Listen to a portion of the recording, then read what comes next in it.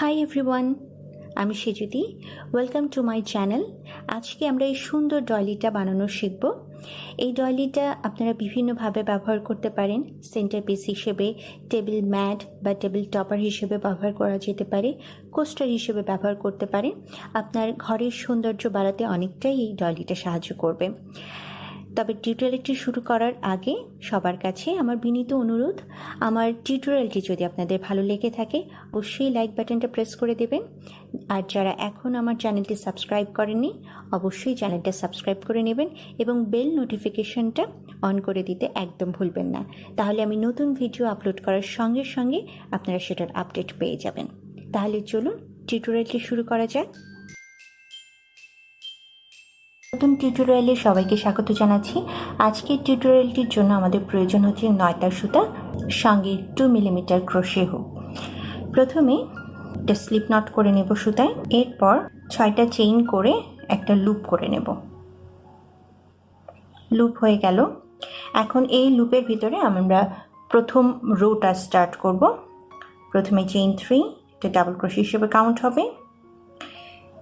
এরপরে আরেকটা চেইন 1, এটা হচ্ছে আমাদের চেইন 1 স্পেস। এখন এই লুপটার ভিতরে আমি টোটাল 12টা ডাবল ক্রোশে করব, মাঝখানে একটা করে চেইন 1 স্পেস থাকবে। অর্থাৎ double crochet, chain 1, double crochet,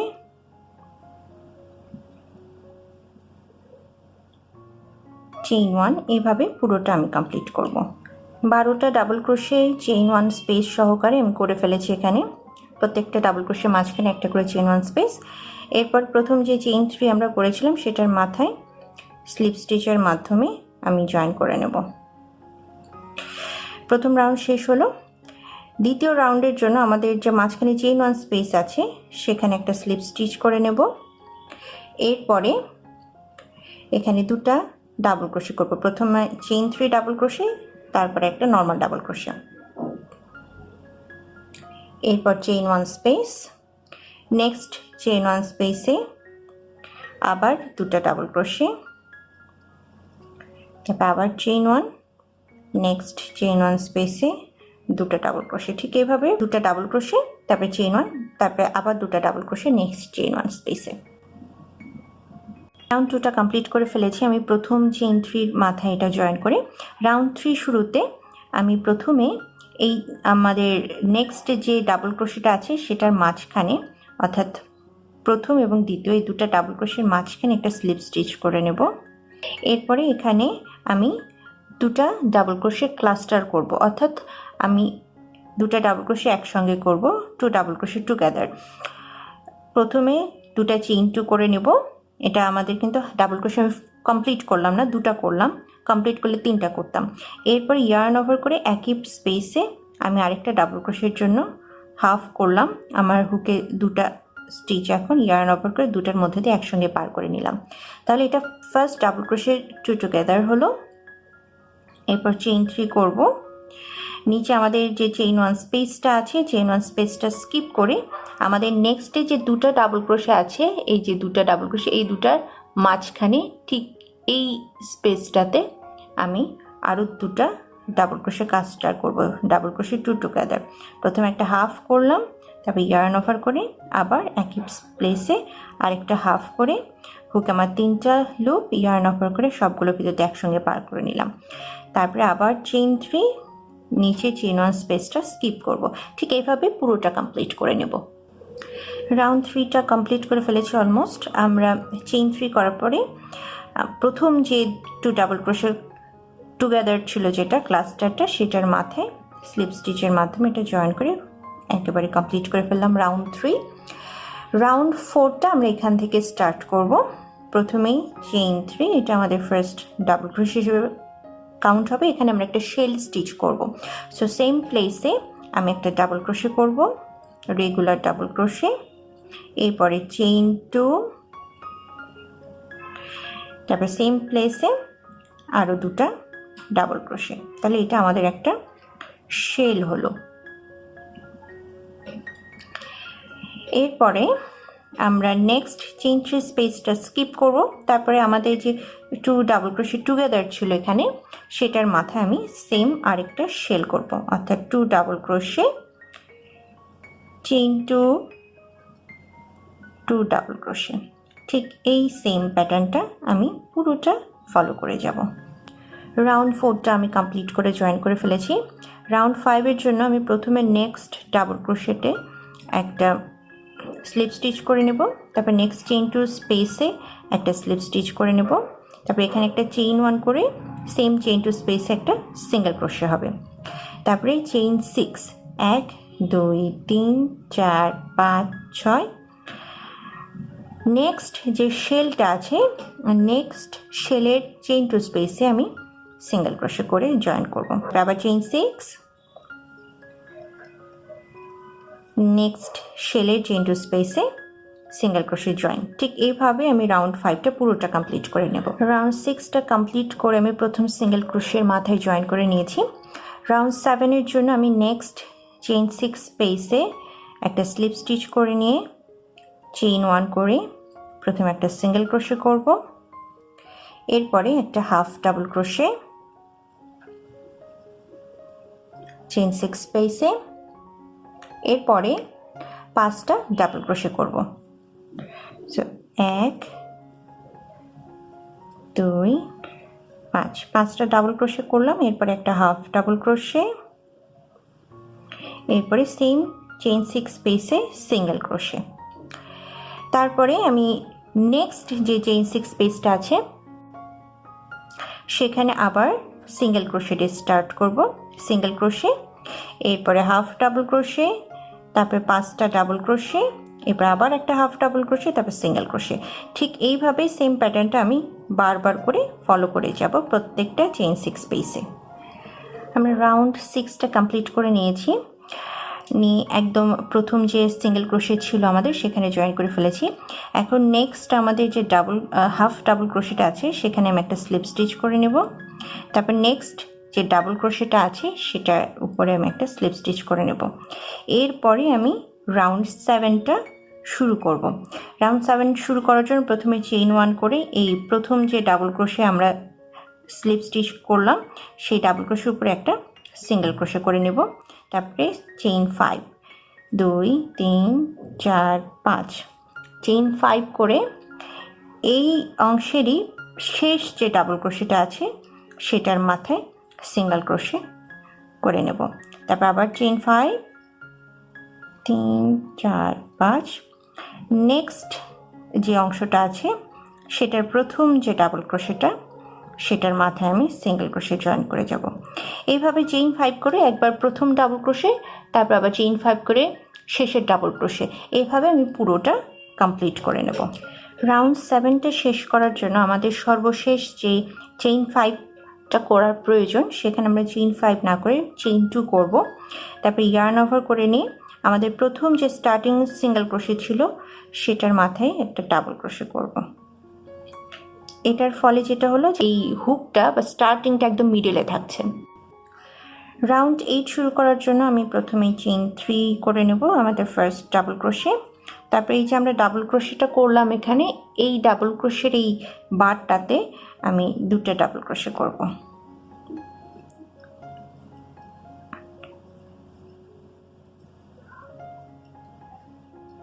এরপর নেক্সট চেইন 5 স্পেসে সিঙ্গেল ক্রোশে, তারপরে ইয়ার্ন ওভার করে নেক্সট যে চেইন 5 স্পেস আছে সেখানে প্রথমেই 3টা ডাবল ক্রোশে,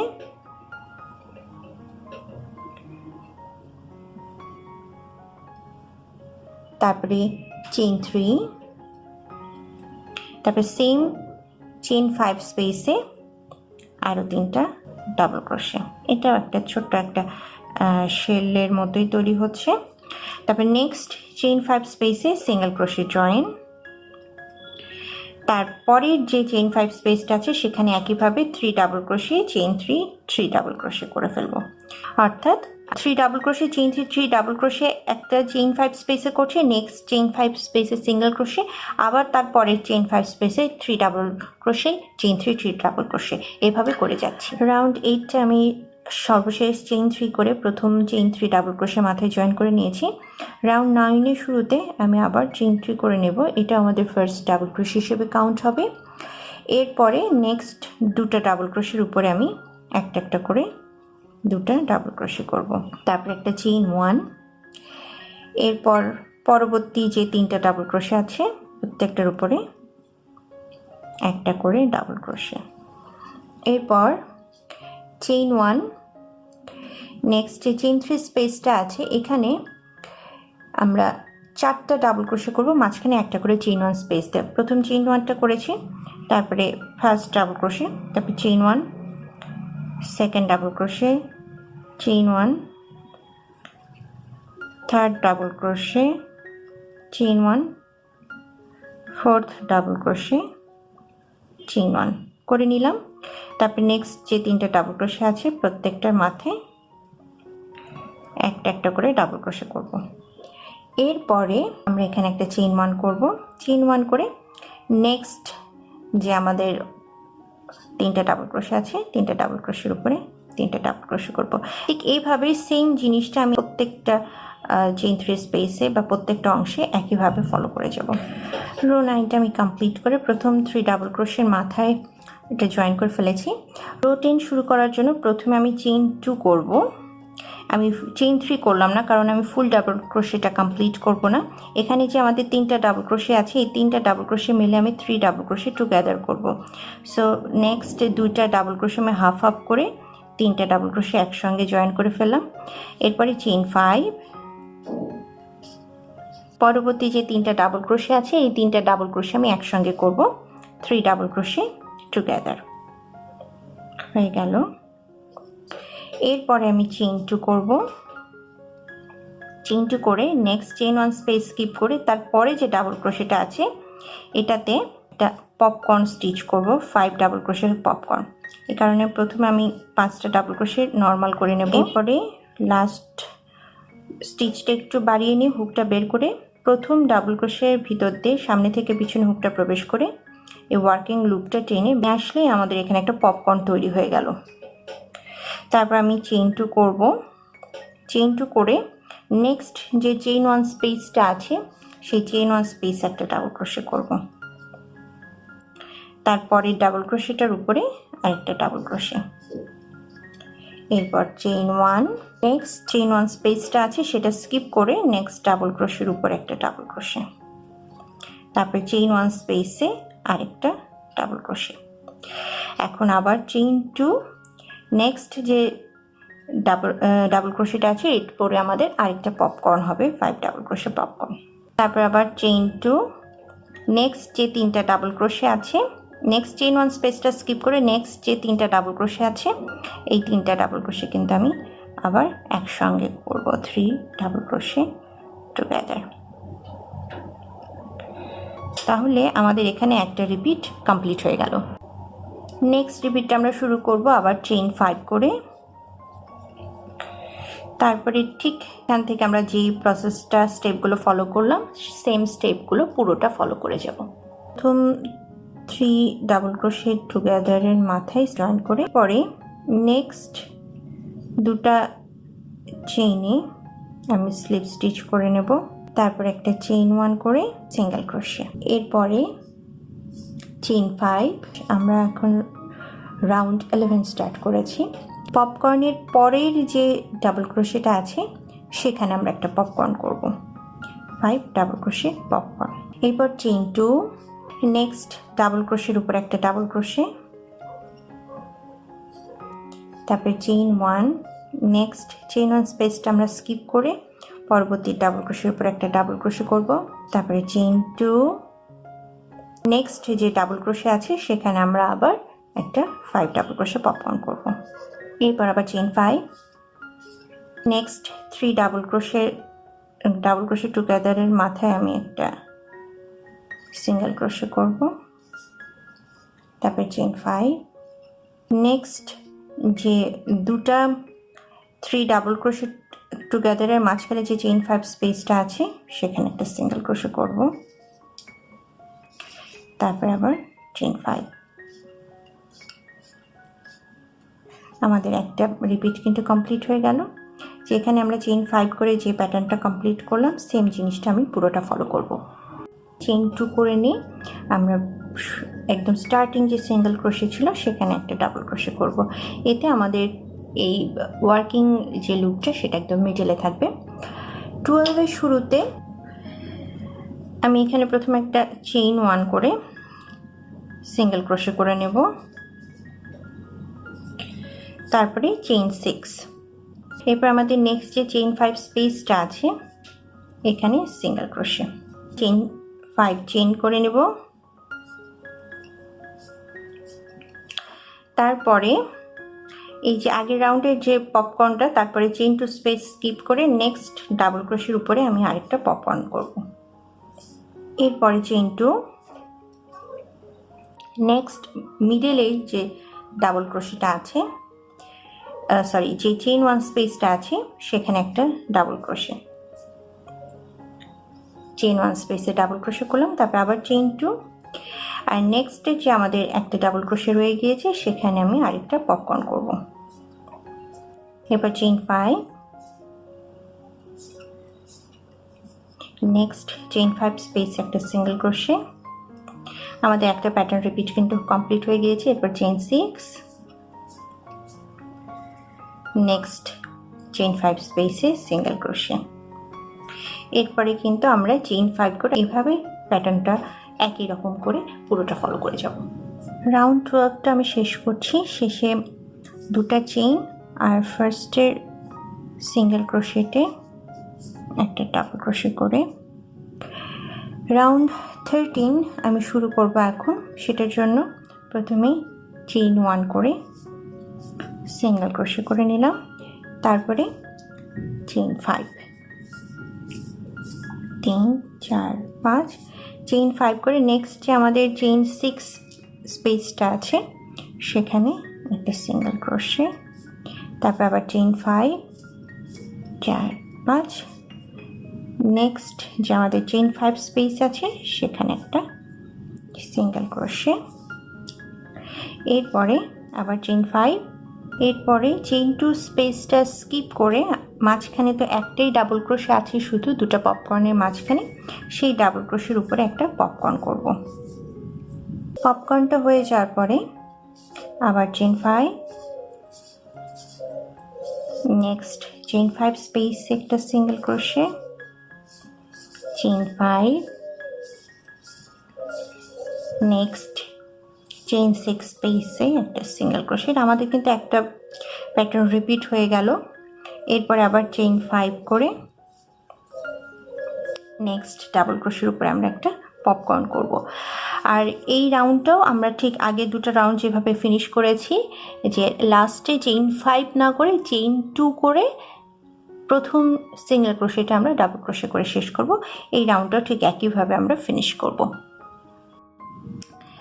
রাউন্ড 13টা আমরা কমপ্লিট করে ফেলেছি। এরপর রাউন্ড 14 আমরা 13ও কিন্তু চেইন 2 করে তারপর ডাবল ক্রোশে করে শেষ করেছি। 14টার জন্য আমি প্রথমে চেইন 1 করে সিঙ্গেল ক্রোশে করে নেব। এটা খুব সহজ একটা রাউন্ড, বিশেষ কিছু নেই এখানে, শুধুমাত্র চেইন 5 করতে হবে আমাদের। নেক্সট যে চেইন 5 স্পেস আছে সেখানে সিঙ্গেল ক্রোশে, তারপর আবার চেইন 5, নেক্সট চেইন 5 স্পেসে সিঙ্গেল ক্রোশে। ঠিক এইভাবে চেইন 5 করে প্রত্যেকটা চেইন 5 স্পেসে সিঙ্গেল ক্রোশে করে যেতে হবে পুরোটা। রাউন্ড 15টা শুরু করার জন্য প্রথমে আমাদের চেইন 5 স্পেসে একটা স্লিপ স্টিচ করে নিতে হবে। চেইন 3, এটা আমাদের ফার্স্ট ডাবল ক্রোশে। চেইন 5 স্পেসে 5টা করে ডাবল ক্রোশে করে যাব। এরপরে নেক্সট চেইন 5 স্পেসে আমি আরও 5টা ডাবল ক্রোশে করব। এইভাবে যতগুলো চেইন 5 স্পেস আছে প্রত্যেকটাতে 5টা করে ডাবল ক্রোশে করে যাব। রো 15-এর পরে রো 16-এর শুরুতে আমরা যেটা করব, নেক্সট ডাবল ক্রোশেটা একটা স্লিপ স্টিচ করে নেব, তারপরে ডাবল ক্রোশেটেও একটা স্লিপ স্টিচ করে নেব। তাহলে আমাদের ওয়ার্কিং লুপটা একদম 5টা ডাবল ক্রোশে একদম মিডল অর্থাৎ থার্ড ডাবল ক্রোশেতে চলে আসলো। এখানে আমরা চেইন 1 করে একটা সিঙ্গেল ক্রোশে করে নেব এই থার্ড ডাবল ক্রোশেটের মাথায়। তারপরে এই রাউন্ডটা রাউন্ড 16, এটা একটা চেইন রাউন্ড, এখানে আমরা 6টা চেইন করব। 6টা চেইন করে নেক্সট যে 5টা ডাবল ক্রোশে আছে সেটার মিডলে অর্থাৎ 3 নাম্বার ডাবল ক্রোশেটে একটা সিঙ্গেল ক্রোশে করব। আবার চেইন 6, এরপরে যে ডাবল ক্রোশে 5টা আছে তার মাঝখানে 3 নাম্বার ডাবল ক্রোশেটে একটা সিঙ্গেল ক্রোশে করব। ঠিক এভাবে আমি পুরোটা করে যাব। এটা হচ্ছে আমাদের সেকেন্ড লাস্ট রাউন্ড। এরপরের রাউন্ডে আমরা এটা ফিনিশ করে ফেলবো আমাদের এই ডলিটা। আমরা রাউন্ড 17 অর্থাৎ আমাদের সর্বশেষ রাউন্ডটা শুরু করছি। এটার জন্য নেক্সট যে আমাদের চেইন 6 স্পেস আছে সেখানে একটা স্লিপ স্টিচ করে নেব আমি।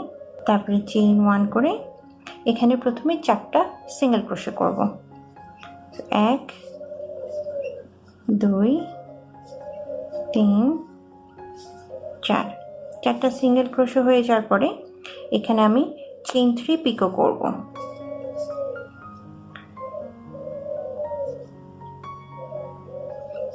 চেইন 3 পিকো করার পরে বাকি এই চেইন স্পেসটাতে আমি আরও 3টা সিঙ্গেল ক্রোশে করব।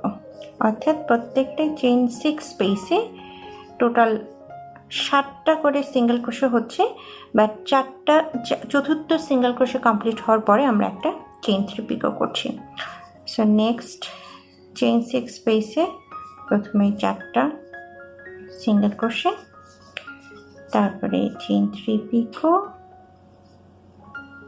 তারপরে 3টা সিঙ্গেল ক্রোশে। এইভাবে পুরো ডয়লিটা আমরা কমপ্লিট করে নেব। সর্বশেষ শুরুর যে আমাদের ফার্স্ট সিঙ্গেল ক্রোশে আছে সেখানে স্লিপ স্টিচ করে আমরা জয়েন করে এই ডয়লিটা কমপ্লিট করব।